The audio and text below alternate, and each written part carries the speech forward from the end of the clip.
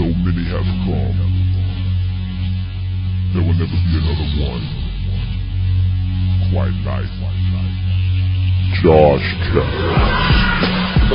And get back to where you left. Please give it up for the one, the only, Josh Jackable over here. He is a fucker. I'm serious. His comedy will piss you off, and I fucking love it. So ladies, he jumped over because this guy is very sensitive. He's a sensitive guy. Loves puppy dogs and long walks on the beach. You're listening to JoshCast.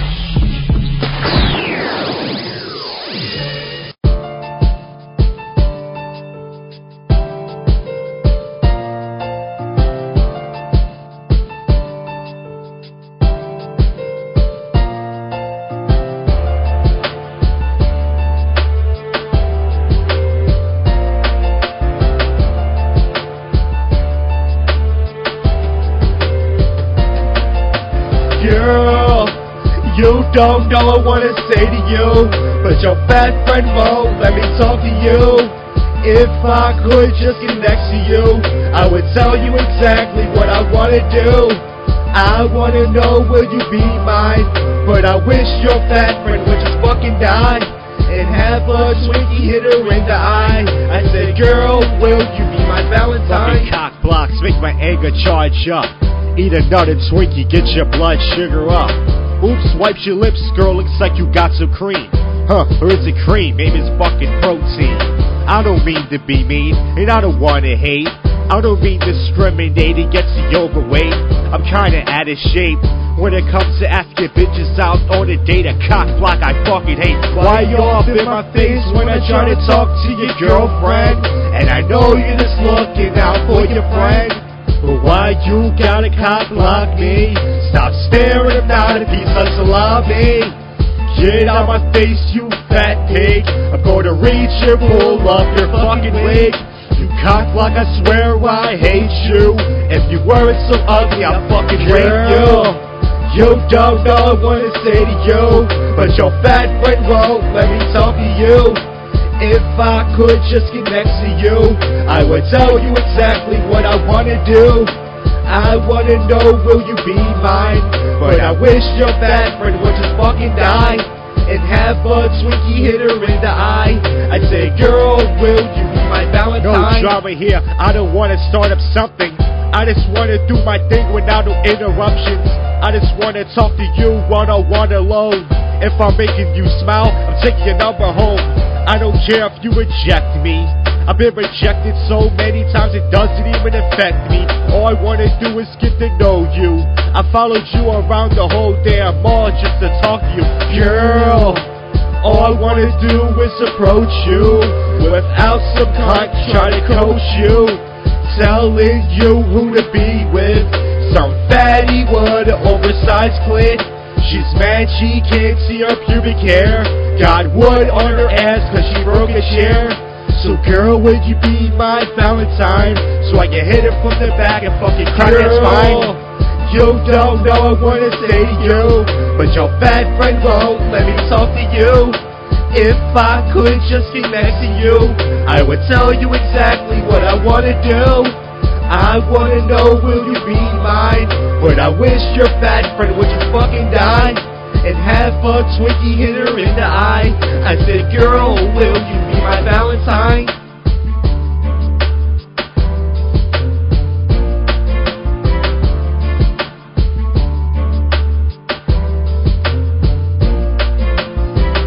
Alright, welcome everybody to a special offensive and Valentine's Day episode of JoshCast. Only one episode last month. The emails were spewing in, hundreds of thousands of emails from people saying, how dare you do this to me?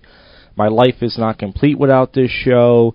You son of a bitch. You took us all for granted. You got us hooked in. Well, relax everybody, because I'm going to try to do 3 episodes this month. And if not, then whatever. You just heard a spiffy new intro. I think it's better than the last intro, not that it matters, but I got kind of bored of the last one. So decided to take one of my poor, pathetic, measly nights alone and make myself a new intro. And also you heard the Valentine's Day cockblock song that I did in 2007. 4 years ago, I was a 20-year-old bitter man, which I am still now, and I would go to malls to talk to girls because I wasn't in college. And, I didn't have any friends to introduce me to girls. So I would go around the mall, which I know was creepy, and I would talk to girls. And, of course, they looked at me like I was nuts, and I would say, hi, how are you? You're really pretty. Can I get your phone number? I had no game, not that I do now. And I decided to write a song about it, and it actually was number 1 on SoundClick.com. And if you go to my Facebook, you can also hear many more of my songs and prank calls. But anyways, enough plugging my stuff. Lots of stuff's been going on. I try to do a theme of this show, and I suck at doing interviews, but I got an interview from 2 comedians about the psychology of a comedian, and also a special 20-minute interview with a guy named Daniel Pisco III, who hasn't done stand-up comedy yet. He's writing his material right now, and he's going to try to start doing stand-up, but I found him on Craigslist, or he found me on Craigslist, ironically as that sounds, and we talked for about 20 minutes, and got to get to know him a little bit, and maybe we'll have him on the show again a few more times or whatever, make him a part of the show maybe. We'll see how it goes. And also I'm going to talk about the Offenders of Comedy Contest, which I'm going to talk about now. The Offenders of Comedy Contest was at Connie's Rick Rack, as you all know, Friday, February 11th. My fucking brain is stupid. February 11th, which was last night. And, it was great because it was a sellout show. I didn't think it would be a sellout show, and I'm not trying to be a dick. Like, I thought maybe you saw 50 to 70 tickets. They said it was sold out. I said, wow. And it got so crowded in the place of capacity that not only did the comedians have to stand in the back, but many audience members had to stand in the back. And, the show started out, I wouldn't say slow, but, the first couple guys that went up, they were dirty, they were offensive. And then as the show went on, it just got more and more into like a bloodbath. I was number 8, and to be honest with you, I'm not bitter about not winning. I mean, I was a little bit bummed out about not winning because most people that seen me, I'm one of the first names to pop into their head when you think of offensive comedy in Philadelphia. You think, oh, Josh has got to be on this show. So just to be a part of it was very exciting. So I don't know if Evan Mars and Bob DeSantis are listening to this. If they are, shout out to them. Thank you very much. It's an honor to be a part of that. It was a lot of fun. But it was really a lot of fun. Some of the comedians I met before, some of them I didn't. And, I got to meet every comedian, I think, except for like maybe 2 or 3, but it's all good. A lot of fun. I was number 8, and my set was, in my opinion, wasn't the funniest, but it was definitely up there with offensive. And I guess the judging came down to who was more offensive and funny, and I was just more offensive than I was funny. But Roger Weaver, as you all know, who runs the Comedy Cabaret open mic night on Wednesdays, in my opinion, stole the show. He went on dead last. Half the audience was kind of talking to his set because, they wanted to get out of there. Because, it's a long show. There's a lot of guys coming up and everything. And he stole the fucking show. I mean, he's not known for offensive comedy. He just does, mostly clean jokes. But, he wasn't really that offensive, but he was funny, man. He destroyed. He had the Holocaust jokes. He mixed that in with Clint Eastwood and a Jerry Seinfeld impression, and me, and I'm not the only one. Me and about almost every comedian there was like, oh, he stole the show. Like, this is Roger Weaver, and he didn't win. And when he didn't win, I didn't get mad, but I felt like it was kind of like bullshit, because that's the thing about, sometimes about comedy is there's politics. And listen, just to be a part, I'm lucky to be a part of this show. I mean, like I said, I'm a new comedian, and anytime you can be a part of a show where it's sold out and perform in front of 120-something people, that's amazing. You know what I mean? It really was. So I'm not going to turn into some bitter asshole. Once again, I don't think I deserved to win. It would have been cool to come in second or third, but it wasn't about that. It was the fact that he didn't win, or even come in second. And all the comedians were just like, wow, Roger didn't win? Because he just really destroyed. He just fucking crushed, man. And he actually shocked some people, too, which is funny that, from a comedian like him, who was usually clean, because there was a couple girls in front of me looked at each other like, oh my God, which was really funny. It's kind of funny when people go to a comedy contest that's known for offensive comedy and then go, oh my God, that's horrible. And one thing about there was 2 things about the contest that I noticed. One was there was way many girls than I thought.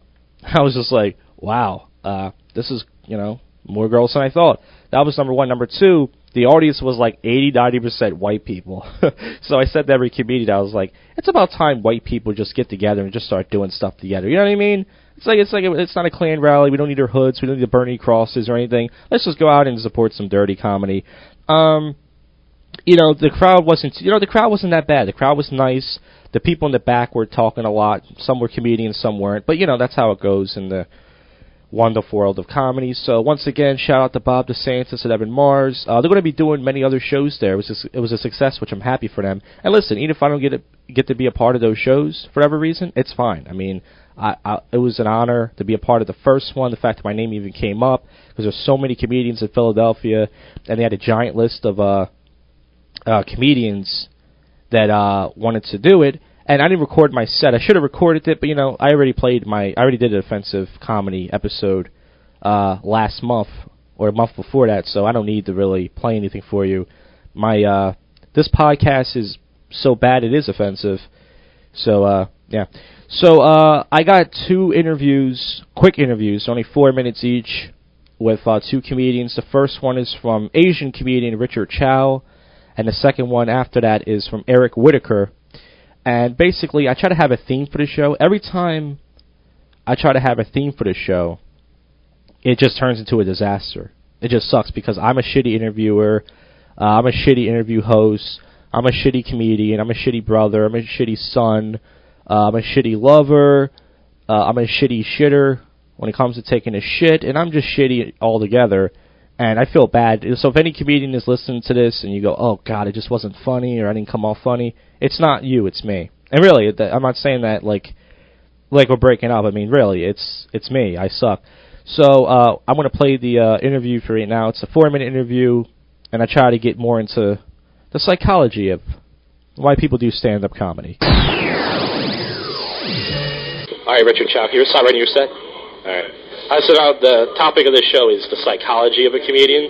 Like, why, like, the stereotype of a comedian is, like, dark, like something happened to you in your childhood, like usually a fucked up childhood, you didn't get enough attention. What happened in your childhood that led you to do stand-up comedy? Well, for me, I'm not a white guy, and I grew up in a white town.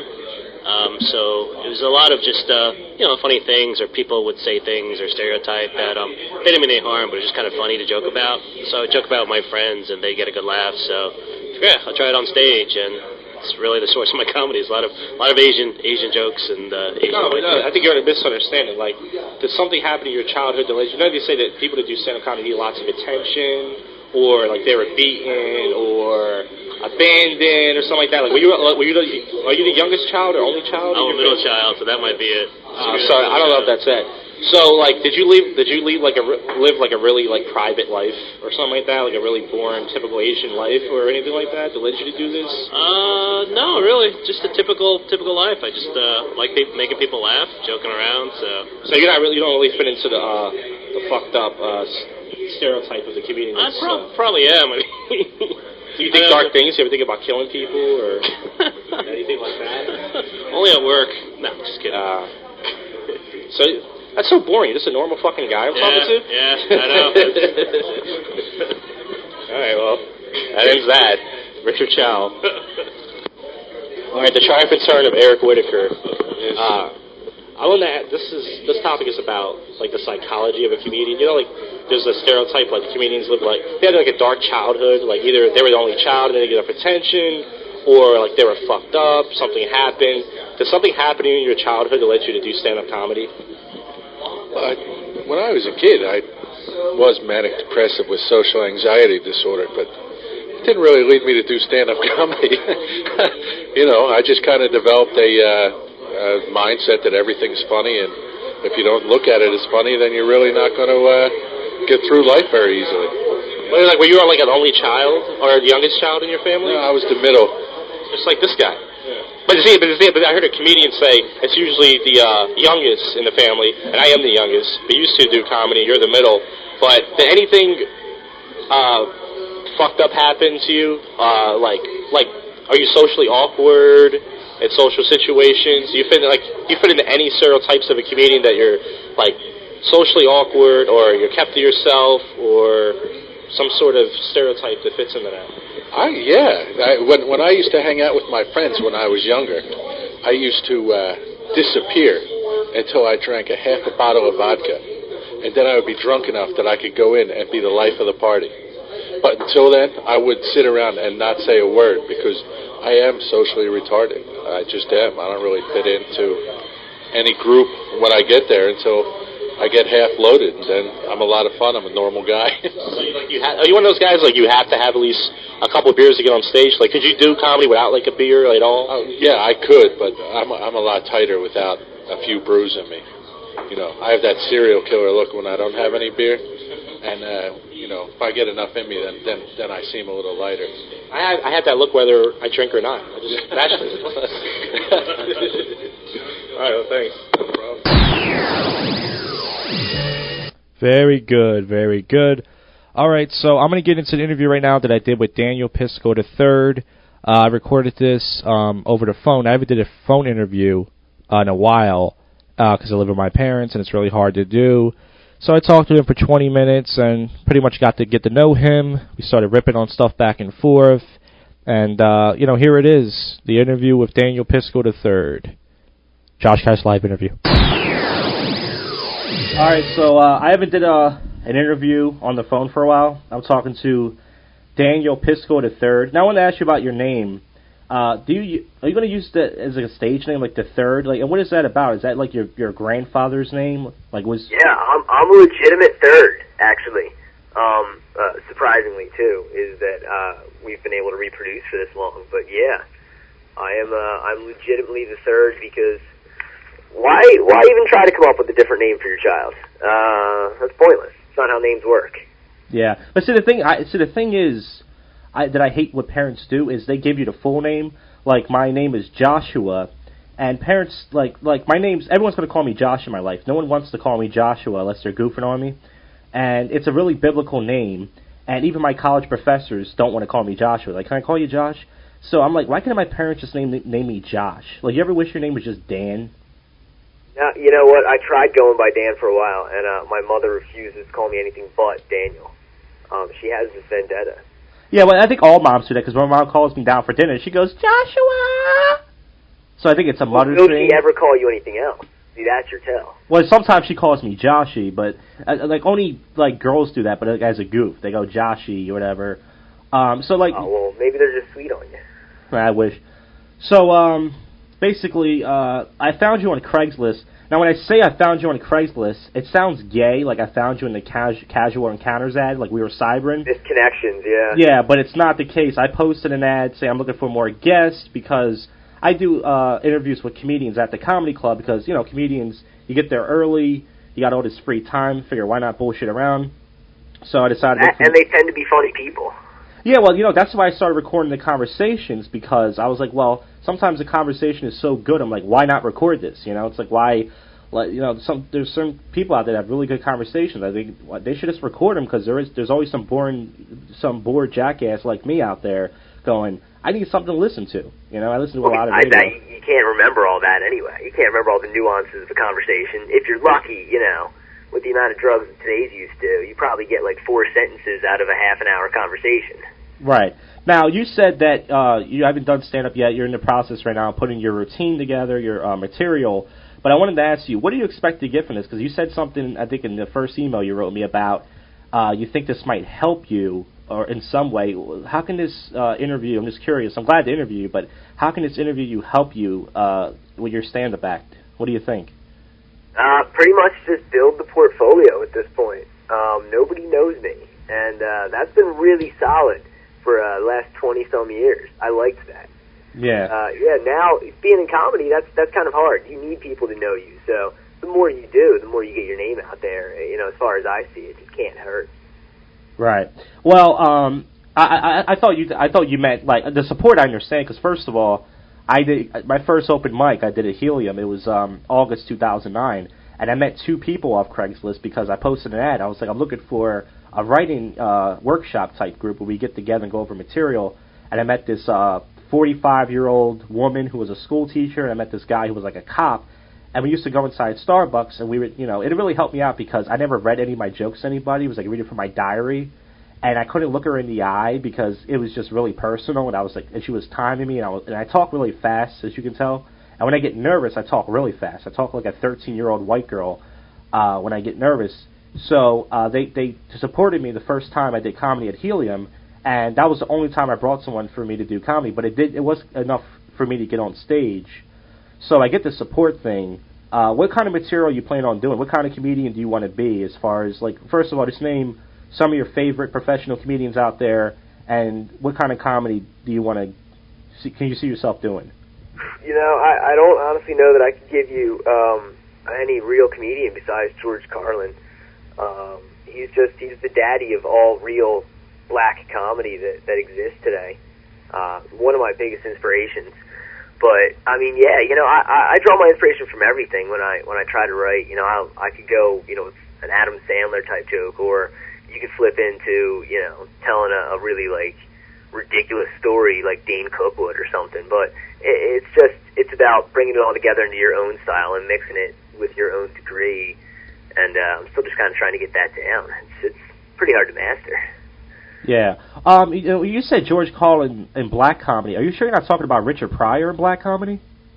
Well, Richard Pryor, but when you say black comedy, do you mean dark, or are you talking about black people? Because I got confused there for a minute. No, not black people, like the actual subgenre of comedy, black comedy. You know, it talks a lot about death and it's very realistic. You know, like I'm a very realism person. I don't believe in a lot of fancy flight and free stuff. I'm very grounded in reality, and I need to share that with the world because the rose-colored glasses suck. Like, that's how we wind up with Jersey Shore. Yeah. You think life's awesome, and then you let 10 kids go to Italy and party it up.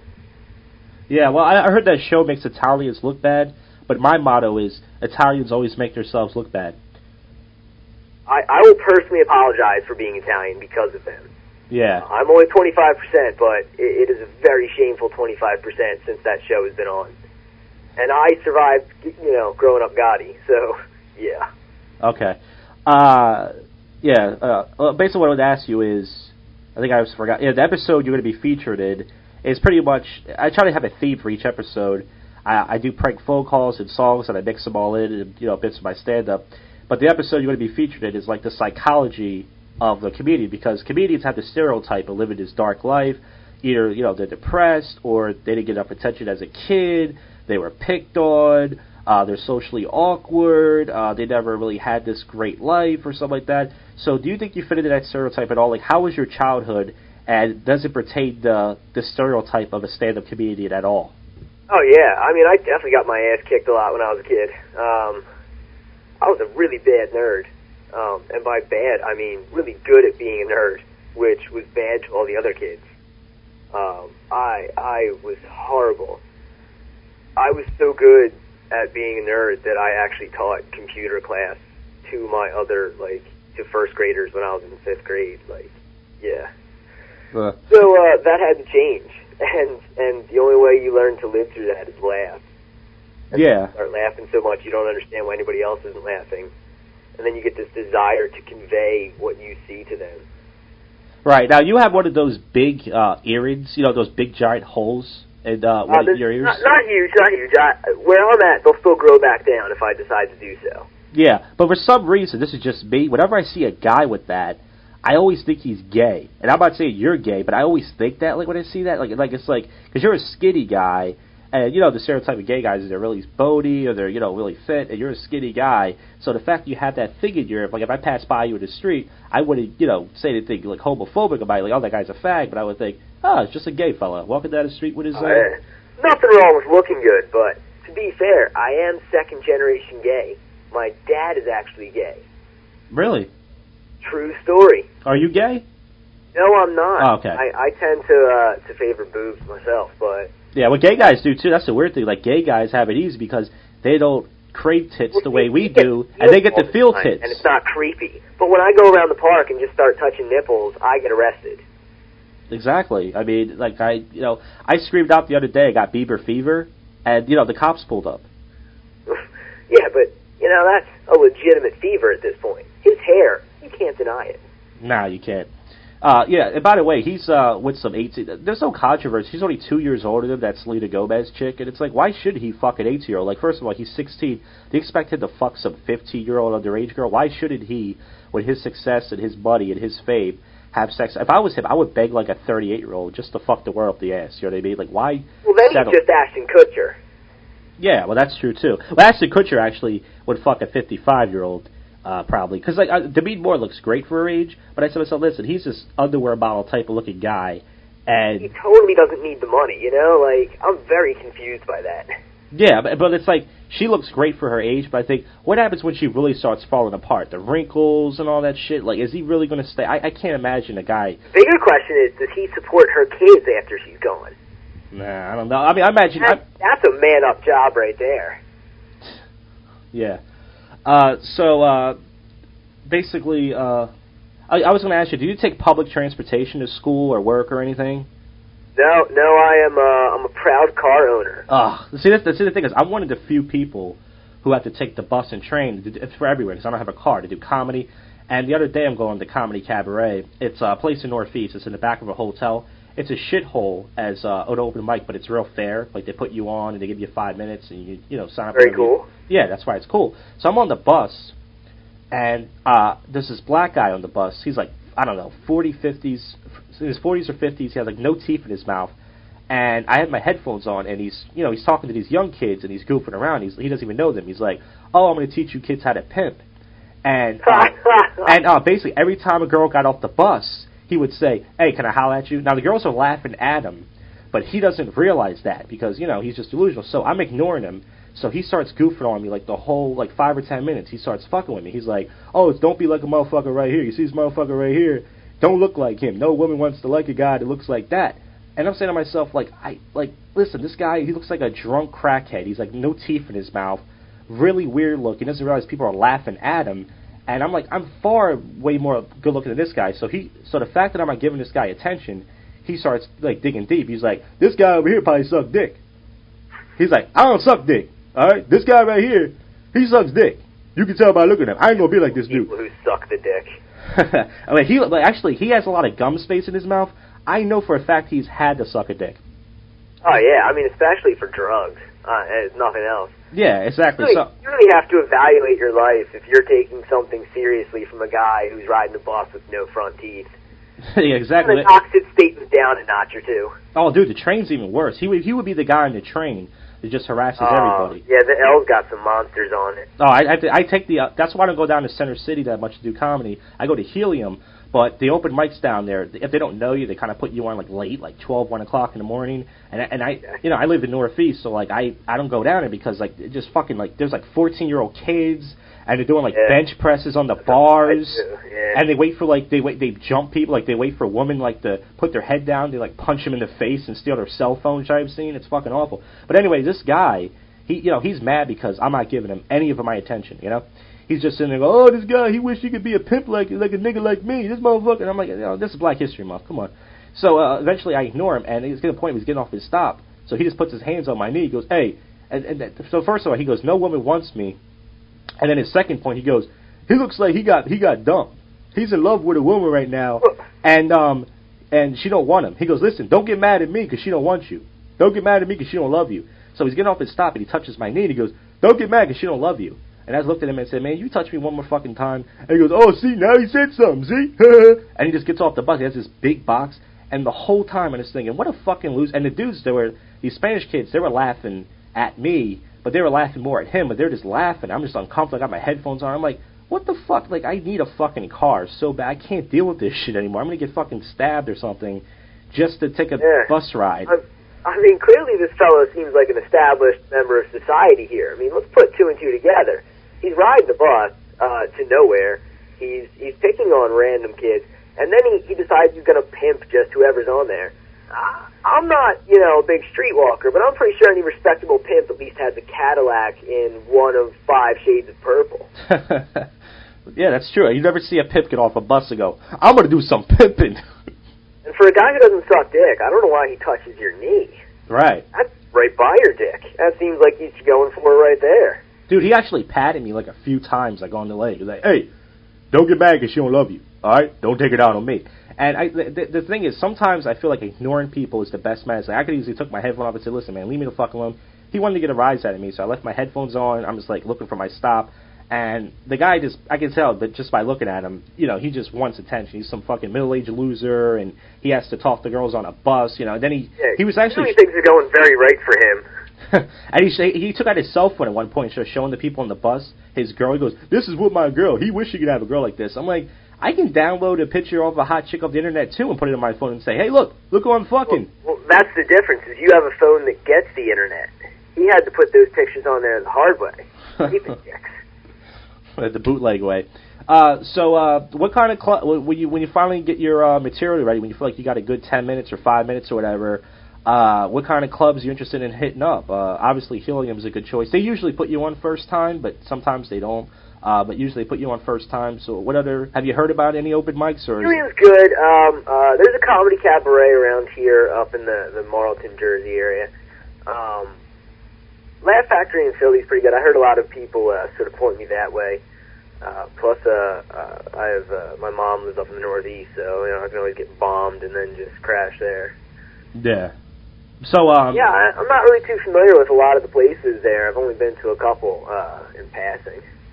Right. So have you ever went to an open mic before? I have. I've attended a couple open mics. This one girl that I know, sort of, I guess, dated or whatever for a while.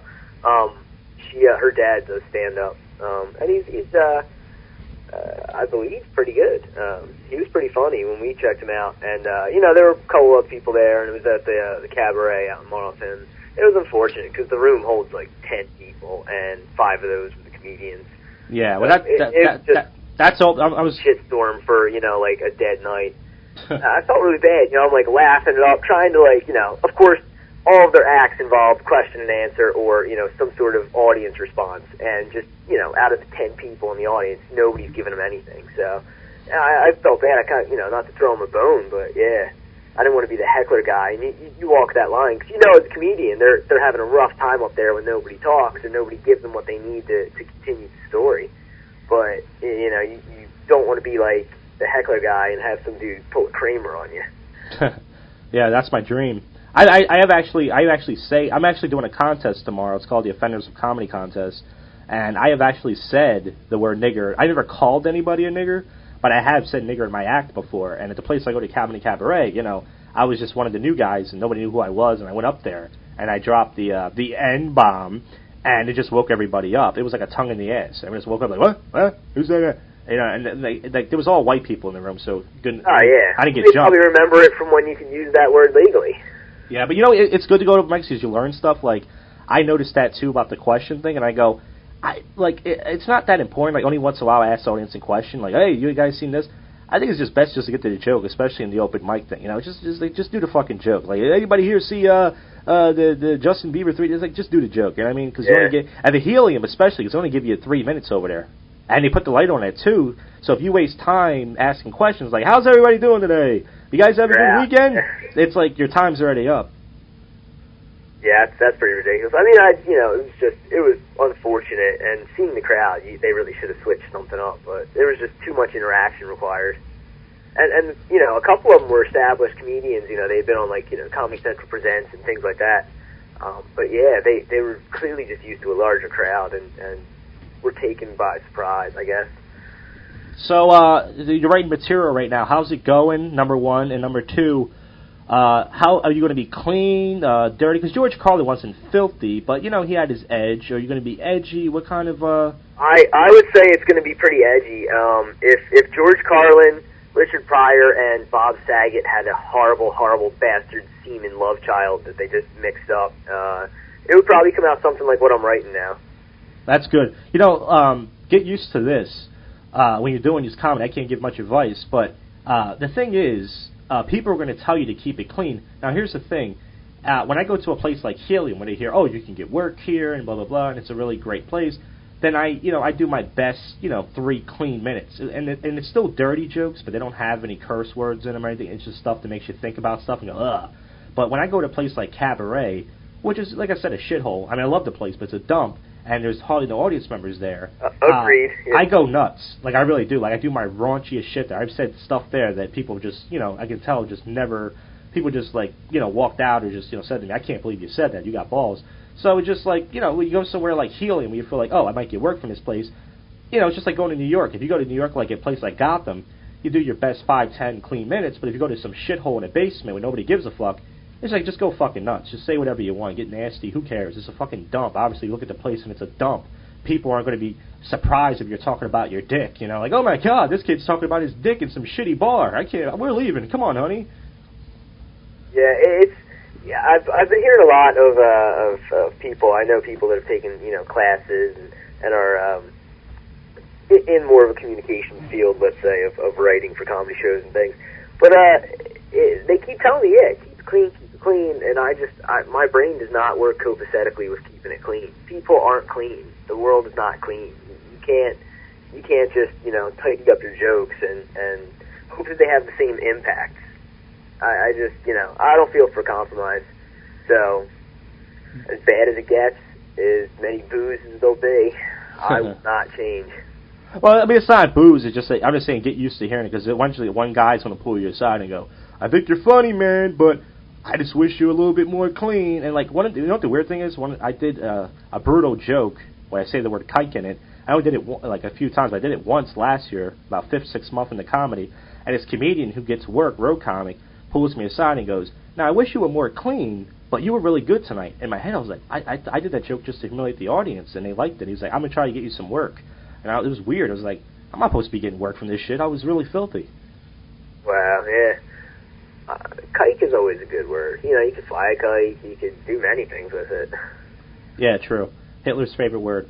All right, well, I got to get going. When I say get going, I mean back to the porn and live with my parents. My dad's going to be coming back soon.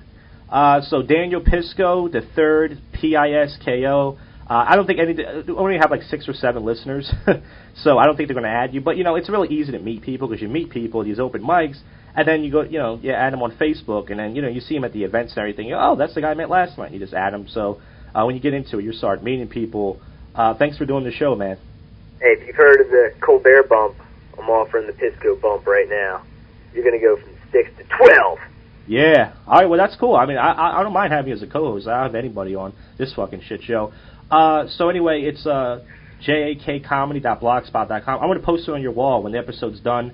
And, the episodes will get better because, when you start doing comedy, we have more to talk about. Right now, it's just, we have to build the chemistry and, I'm definitely down with that. But, yeah, it's good. It's nice talking, man. All right, thanks a lot, man. Take care. Take it easy. All right. All right, so I want to thank all the comedians who did the show: Eric Whitaker, Richard Chow, Daniel Pisco III, also Evan Mars and Bob DeSantis for making me a part of the Offenders of Comedy contest. And also I want to thank you for listening to this trife of a show. Like I said, I'm going to try to do 2 more episodes this month. It's going to be hard with school and living with parents who make your life a living hell, but I'm damn sure going to try. We're going to close the show out with a prank phone call. As you know, I have hundreds and hundreds of prank phone calls. You can hear it soundclick.com/JoshPranks. But at the same time, you really don't need to listen to them, because I'm going to play a prank call of mine every show. So it's your choice. So anyway, this is JoshCast 15. Thank you for listening. And at the Offenders of Comedy contest, I was a 10 on offensive. Maybe I wasn't a 3 or 4 in being funny, but all in all, I would say my heart was in the right place. It was just in the right place. Creepy. Very creepy.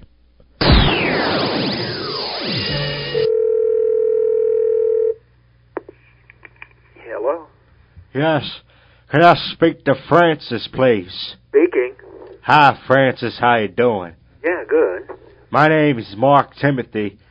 I'm calling back from the call you gave me last Tuesday regarding to the hand job.